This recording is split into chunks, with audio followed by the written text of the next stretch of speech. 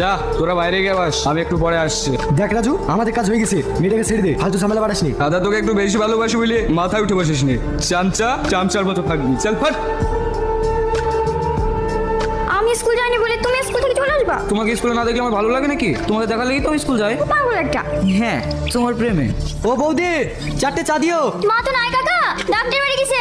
এই তুই করিমের ছেলে না? হ্যাঁ, এখানে আয়। শাহিন, তুমি বাড়ি বাড়ি যাও, কাকাটা খুব খারাপ, তোমাকে মারতে পারে। আমি আবার কম খারাপ নাকি? বলেন। কটা বাজে এখন? ক্লাস ফাঁকি দিয়ে এখানে প্রেম করতে এসছি? এই শীতে কি আছে? ভালোবাসা কি কোনো অপরাধ নাকি? ওঠ। এখনো দুধের দাঁত ভাঙেনি আর আমাকে প্রেম শেখাতে এসছে। তুই চিনিস আমি কে?